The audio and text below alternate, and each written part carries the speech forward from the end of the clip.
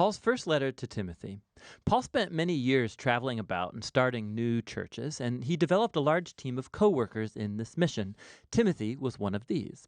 Paul was once in the city of Lystra, and he met Timothy's faithful mother and grandmother, and he was impressed by Timothy's passion and devotion to Jesus.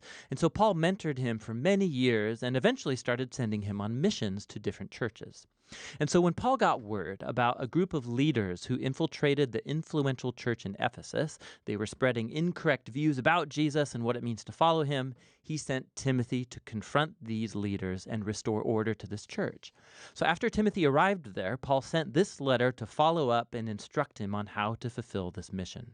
The letter has a really cool design. There's an opening and closing commission to Timothy to go confront these leaders and their bad theology. And then these surround two large central sections that are full of really practical instructions about the problems that Timothy faced in the Ephesian church. And then finally, all these sections are linked together or concluded by a series of 3 poems that each exalt the risen Jesus as the King of the world. Let's dive in and you'll see how it works. Paul opens by recalling how he sent Timothy to Ephesus to confront these leaders who were spreading their strange teaching. And he describes how these guys are obsessed with speculating about the Torah, specifically the early stories and genealogies in the book of Genesis. And as we'll see, they had developed all kinds of weird teachings about food and marriage and sex that weren't consistent with the teachings of Jesus or the apostles. He even names some of these people, Alexander and Hymenaeus, and he describes how their teaching has divided the church, it's generated controversy.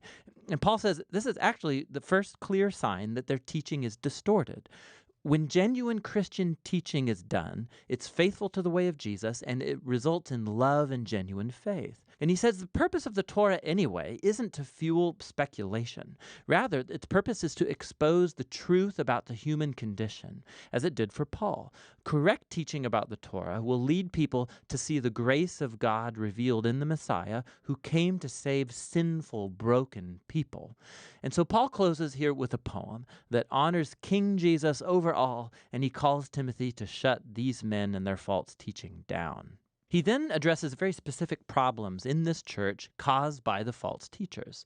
First of all, he calls Timothy to hold regular church prayer gatherings, to pray for the governing leaders of Rome and for peace, because peace in the land, it creates an ideal setting for Jesus' followers to keep spreading their message about the God of peace, who wants all people to be saved, the God who sent Jesus as the only mediator to give his life as a ransom for all. In contrast to the false teachers, Paul reminds Timothy that God wants to rescue the whole world, and prayer is going to keep this at the forefront of their minds.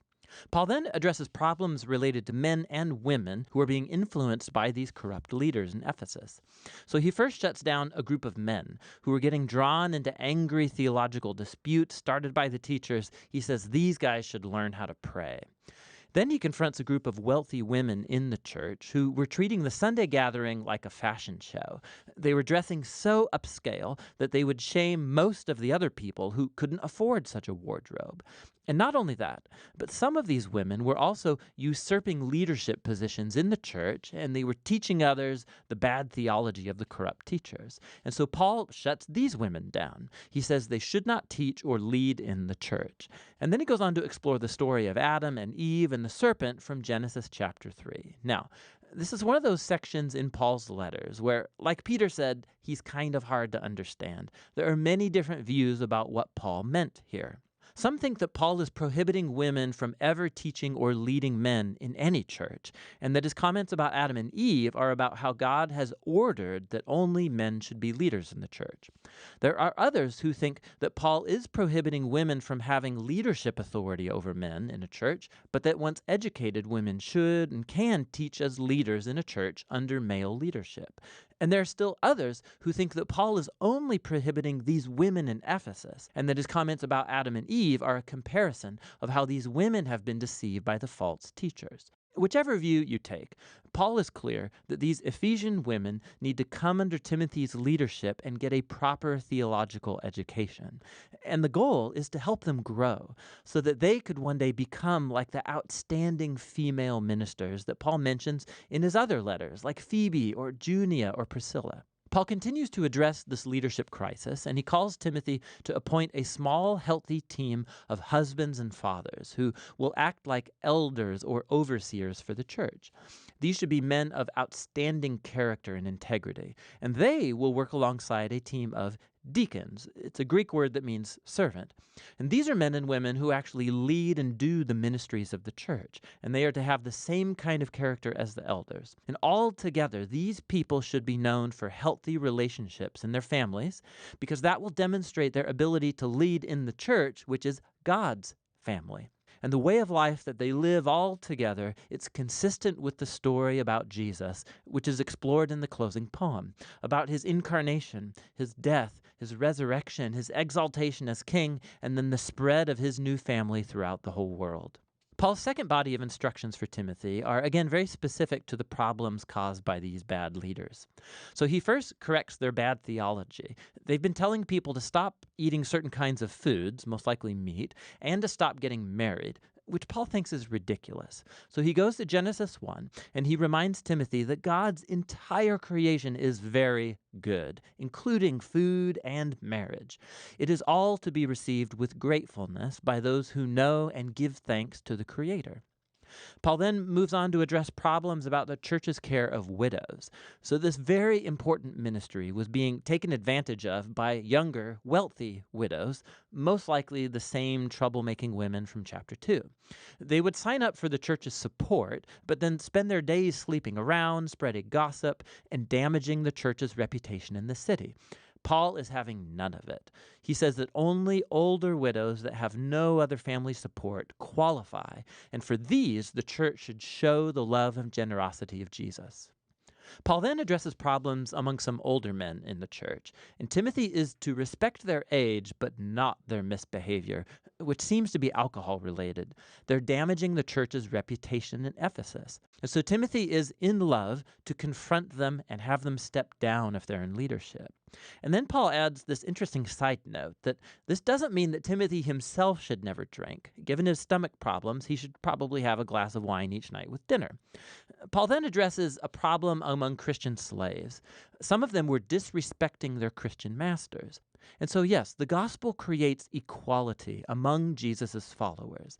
However, Paul thinks that equality needs to be implemented in a strategic way that doesn't compromise the mission and witness of the church. If Christians become associated with slave rebellions, they are compromised. The Christian transformation of the Roman household had to be implemented strategically so that their neighbors could be persuaded and not repulsed by this new vision of God's family. Finally, Paul closes the letter by calling Timothy again to confront the corrupt leaders. Paul here exposes their motives to make lots of money by accumulating followers and then charging them all high rates for their teaching. These teachers betray Jesus and his message of contentment and simple living. And so Paul instructs the wealthy Ephesian Christians to become rich in good works and generosity, to be people who submit all of their resources to King Jesus, and he's the one who inspires the final poem about how he is the true king above all other kings. 1 Timothy is a really important letter. It helps us gain a holistic vision of the nature and mission of the church. So what a Jesus community believes will directly shape how that community lives and behaves in its city. And so its theology, its beliefs have to be constantly critiqued and formed by the scriptures and the good news about Jesus. And how the church is perceived in public is also very important to Paul. Christians should be known as people who are full of integrity, known for good works, known for serving the poor and the most vulnerable, all out of devotion to the risen King Jesus. And that's what 1 Timothy is all about.